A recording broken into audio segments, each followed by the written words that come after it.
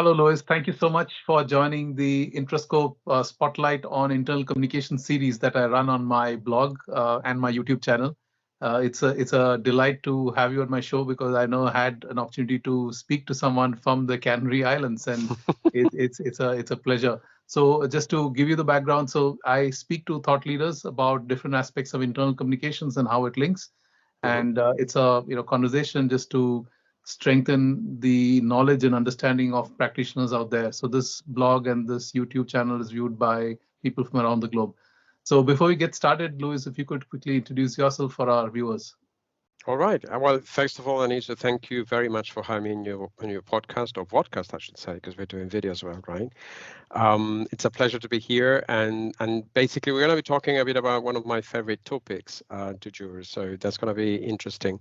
So my name, for those of folks who may not know me, my name is Luis Suarez. I live indeed in one of the Canary Islands in Gran Canaria, in the south of Gran Canaria. And we were just chatting earlier on about how it is a very popular destination for winter holiday makers, snowbirds as they call them, right?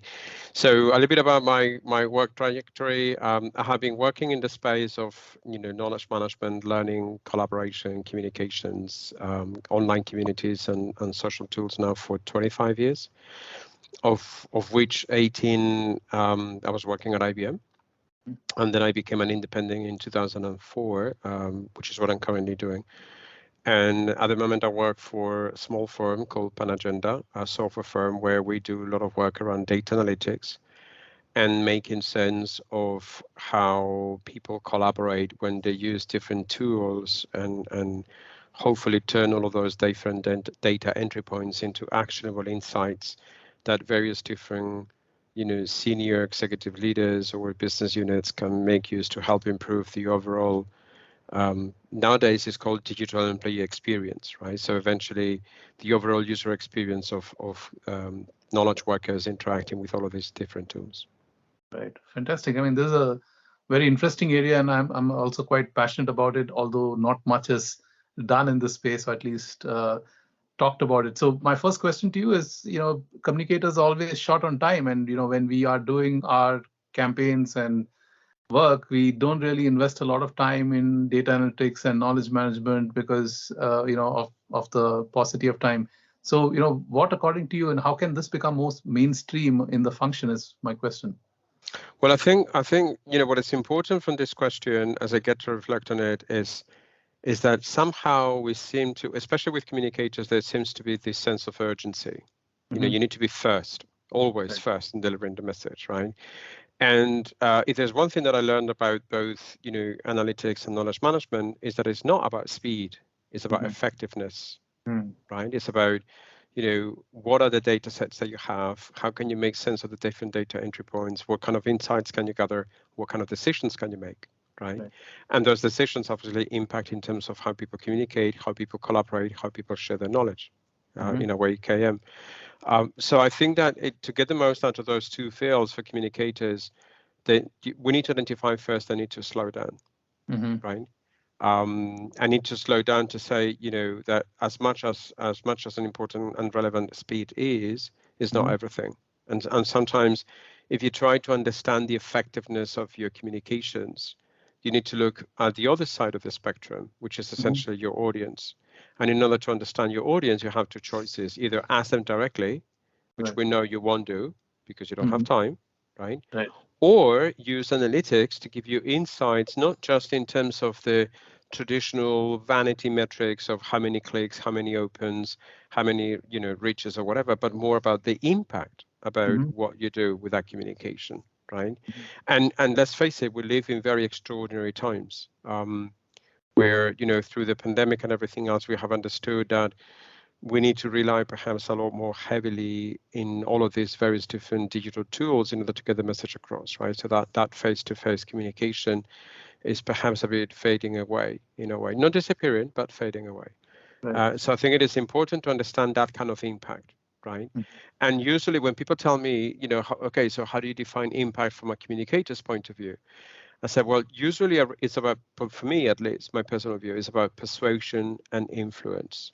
Mm. into people's habits. So how through your communications you're able to influence a certain behavior or a Right. certain habit, and how as a result of that you can help provoke a change in practice. So Got it. how we used to do things one way and how we now need to probably do it in a different way. That Mhm. to me is the opportunity for both analytics and KM for communicators, is understanding not Mhm. necessarily the quick and dirty vanity metrics, which we know from all along, but also Mhm. the long-term impact of those communications, right? And I don't know if if you would agree with me on this point, but Mhm.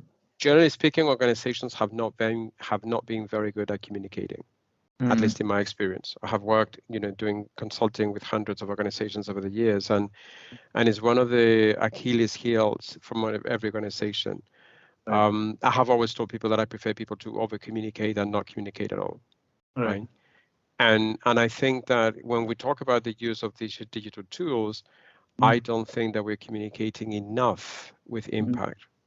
It's more, let's get something out there, let's put Right. content out there, Right. versus what kind of impact are we generating for the core business, right? Mhm. From that point of Got view. it. That's brilliant. I think it's, in fact, that's interesting because my next question is more about the key benefits which you see for data analytics and KM in communication. And what I hear you say is some of the metrics helps influence and drives effectiveness. But is there a broader benefit, something like the brand and reputation or the credibility of the function, which one can derive from this? Well, I'm hoping that I'm hoping that I will be allowed to say this. This will not be pretty for communicators, right? Okay. But I think it is time for communicators to understand that they are not the corporate police of the Mm, brand or the organization, that the right. brand are the people within the organization, and that Right. your job role is not to gatekeep and tell people, oh, you cannot say this and that and that and that. No, Mm, your role is not that. Your mm, role is that one of facilitating that conversations take place right. with employees, with customers, with business partners, you name it, right? Mm, So to me, the shift that I keep anticipating, and I'm saying I keep anticipating because I haven't seen it scaling yet, mhm, is that communicators need to understand that they need to let go. They need to learn to let control go mhm, and trust more their employee base, their colleagues, mhm, trust them more with their brand because they represent the brand.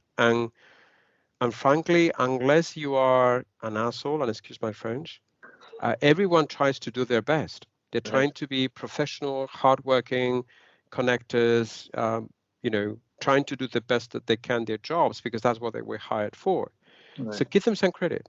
As Mm, communicators, give them some credit and have a look into how you can foster and nurture and facilitate those conversations. And there was a really good friend of mine, unfortunately he died a couple of years back, from Finland, Esko Kilpi, wrote a lot of various different great insights. And one of them has stuck with me for many years now. And that is that how conversations are becoming the new documents. mm, Instead of pushing content out and in the shape of PDFs, in the shape of websites or whatever else, it's actually the conversations that is the currency of the organization, right? mm, So I see that role of communicators transitioning into no longer being a gatekeeper of the brand, right. but more the facilitator that helps shine the light on the employees who are the brand, right? Mhm, And trust them more. And right. again, it's a very difficult exercise. How Right. can you trust people who you do not know? Because if you work for a large organization, you have got hundreds, if not thousands of people.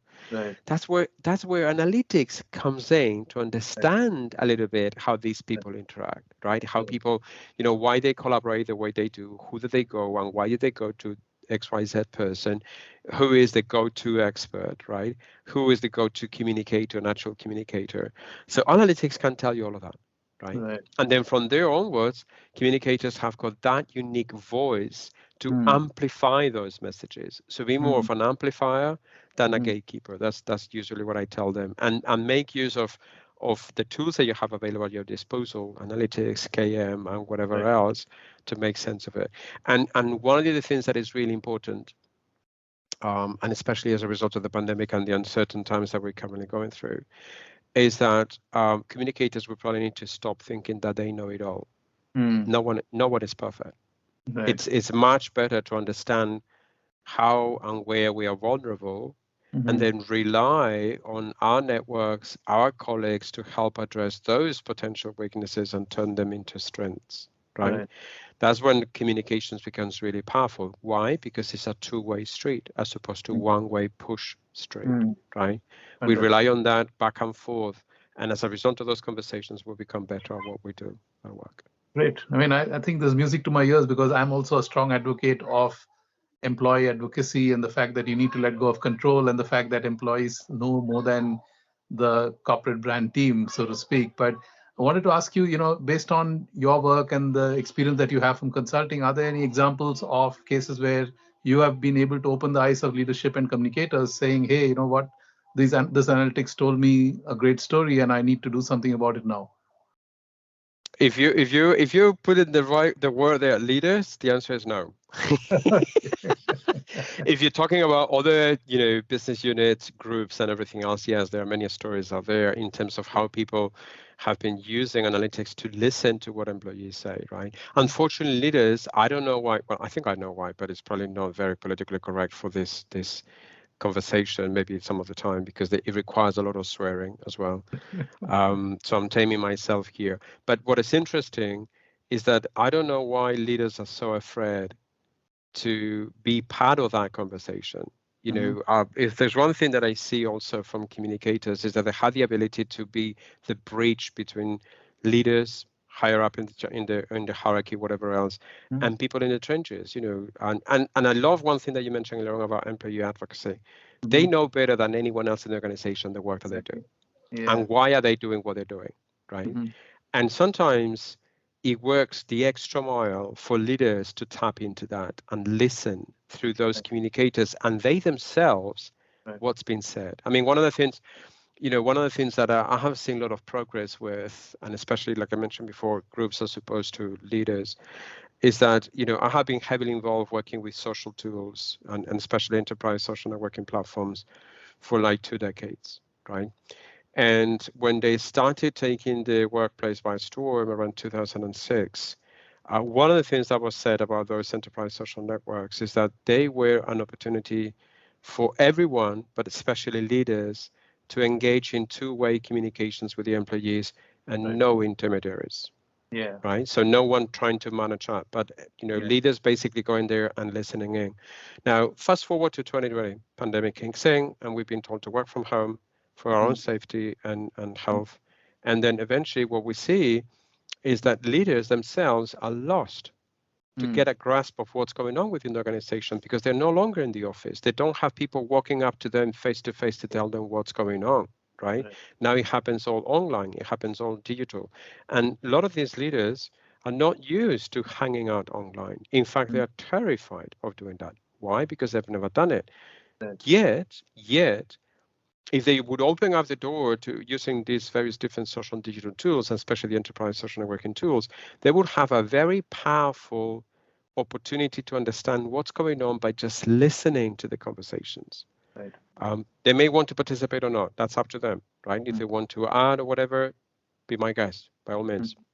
But just being able to listen Mm. to regular employees talking about something that is happening at work, a problem that they're having, a process that is not working, how they feeling at work, how they feeling in their personal lives, and that social capital interaction from the KM world as we knew it 20 years ago, for leaders is brilliant as an opportunity to understand and get a pulse of what's going on within the organization.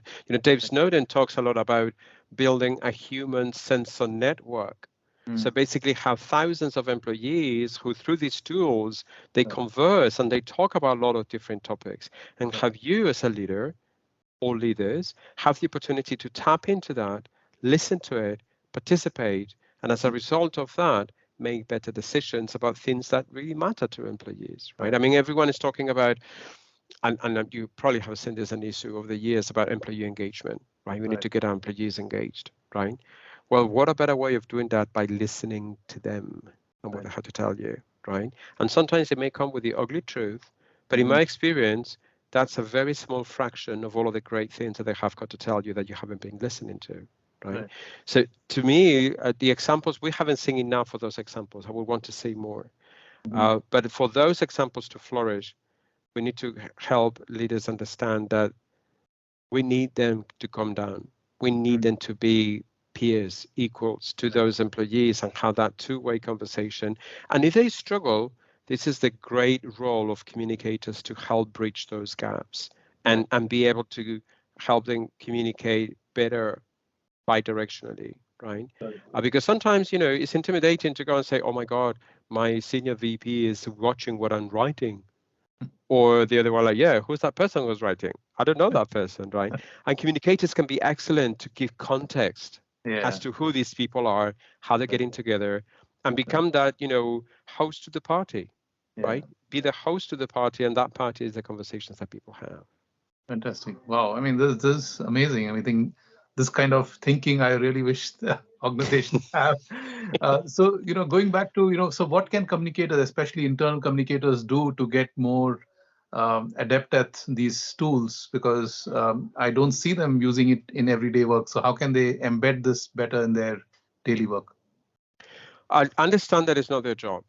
It is something that they can do, but they don't have to do it on their own, right?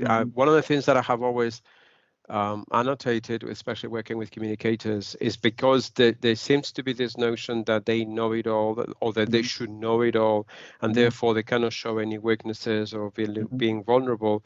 That basically puts them in the dark with a lot of the other stuff that is going on. You don't need to be an expert in everything. Right. You do need to know who is the expert about that particular topic, right? And this is where communicators can have this lovely opportunity to understand who knows what within the organization and tap into that wisdom, right? So for instance, in the space of analytics, in my experience, a lot of the organizations that I have worked with, they all have dedicated analytics teams, right? Whether it's customer facing, whether it's for internal interactions. So my question to communicators is, when was the last time that you talked to that group in an open room, like no agendas, no questions, just conversations to understand the work that they do, right? So that at the same time that you do that, then they tell you what, or you tell them what you're doing, and then you can find common ground to work with. I think one of the key opportunities for communicators there in terms of using analytics and KM and everything else is understanding what the end users want and what they need. And for me, in most cases, that it's always down to listening to what they tell you, right? And again, you can do that listening by asking actively your groupies, but again, that's an echo chamber that you won't be able to go out. Or you can use analytics to help you understand what's going on. And if you need to dig in further, use these various different tools to dig in further and spark those conversations. So I think I would say that for me, it's important for them to remember and to understand that they are there to serve a purpose. And that purpose is not to protect the brand. That purpose is to help the employees who are the brand understand their needs and see how far you can come to meet those needs, right? And you don't have to meet them if you can't. If you cannot, again, is that topic about who do I know who can help me out? Right. Or who can I ask that then can ask and help me out, right? That was one of the powerful things around all of these social networking tools, right? That they open up the conversation and they help everyone learn new things, right? And one of the things that is interesting is that it's amazing to realize how most organizations and communicators, they don't seem to see the talent that they have within the organization because they refuse to listen to it, right? They refuse to listen to what they're telling you. And it may be the next big thing, or just simply something that is working beautifully, like, hey, here's my home setup when I do distributed work, or something that is being identified as a process that is broken. Well, you have the opportunity to do something about it, right? That's the opportunity that I see for them, is listening to the end user's needs and wants and try to meet them if they can, and if not, find out who can help them. Fantastic. Yeah, I think you answered my next question, which is more about the advice and tips. But as we wrap up, Luis, wanted to ask you, are there any best practices or great examples that you have observed? And I know that we are living in a world of AI, which is also taking over a lot of how we operate. So, is there some examples of how this will work now and in the future, where you use data analytics, use AI, and the world of comms changes dramatically? If we're talking about internal comms and the use of AI, I haven't seen anything substantial. Okay. And I'm going to say that that's a positive thing, Right. right? And the reason why to me it's positive is because I have been very strong about the use of AI, especially from an internal point of view. Because if you use AI internally for communications, for collaboration or whatever, you're basically stripping off the personal agency from employees. Right. So you're basically having an algorithm that makes decisions for them as to what matters in terms of content, in terms of interactions, in terms of recommendations. That's a very dangerous and slippery slope, because if you don't understand the needs, or if you don't know the needs of your employees, the AI will be flawed from day one. And then you're creating more frustration than helping out. So, so to me, it's a good thing that AI is not there yet internally, right? Because again, it strips off that personal agency. Now, in terms of examples and good practices, what I would love to see more, and what I'm saying is how we're entering a place and time when we can no longer delay using digital social tools to collaborate and to communicate, right? Like I said before, I have been heavily involved in all of this enterprise social networking for 15, 20 years. The last 15 of those years, we were giving all sorts of reasons as to why organizations, communicators, and leaders did not want to do it, right? They didn't have the time, they didn't have the budget, the funding, the resources, there was no governance model, they didn't know what to do, they didn't want to learn a new tool that it was just for the younger generations, those millennials who are now 40 years old, for instance, right? Because it's always good to put that in perspective, right? We were giving all sorts of excuses, because that's what they were. They were excuses, no reasons, because the pandemic came over, and all of a sudden, overnight, people had to flip over and start going online, right? Now, we probably have made a couple of mistakes along that journey, because one of the things that we have done is we have tried to replicate what was going on in the office online, which is why we have this obsession with web meetings at the moment, right? But one of the good practices that I want to encourage people there is to revisit all of the messages and all of the narratives that pioneers in the enterprise social networking space were telling about using these social digital tools to help open up conversations, to have two-way conversations, to understand how work can happen not just in real time, but vast majority of it asynchronously with your writing, right? And communicators are very good at writing. So it's not that they challenge typing away. It's not that they challenge speaking up. It's not that they challenge being in front of a camera and record themselves, right? That's not their challenge. Their challenge is to actually make use of these tools where they no longer have the control of the conversation, right? Because someone can respond back and someone can add whatever feedback and share whatever feedback.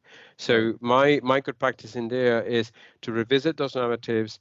There are tons of resources, tons of these folks are still doing this kind of work. So have a conversation with them and say, hey, we're in this brave new normal or working distributedly with social and digital tools. Organizations are starting to think to come to the office 1 or 2 days a week or 3 days a week. So we still need to have that away from the office mindset to get work done. So how can we best utilize these tools to open up conversations, right? And again, to me, the key message here is that communicators should facilitate, not gatekeep those conversations, right? And that's my best practice, to revisit those narratives, to revisit the tools available, come up with strategies. Again, partner, don't do it yourself. Partner and have the help and the support of those who've been doing this for years, right? So that you get the hang out of it, and before you know it, you will be flying, right? And eventually understand that at the end of the day, what you want to do, at least this is what I have been telling people about how I see communications. To me, it's about how you influence and persuade people into changing their own habits. So use that brave new world of digital to provide that influence and persuasion. Fantastic. This has been brilliant insights, and I think I love the conversation because there's been Pleasure. so many rich meaning which I took away from what you shared, and I can relate because I've also been involved with a lot of the enterprise social networks, and I do understand some of the pain points and challenges. So thank you so much for taking the time to share these insights. And My pleasure. Anytime. And I'm hoping that people will be able to, slow down for a bit, think about it, come up right, with the strategies, look for partners, right, and do. I was going to say try, but it's more like do than try. absolutely. Thank you so So much. thank you for having me, Anisha. Take care. Yeah, once Take again. care. You too.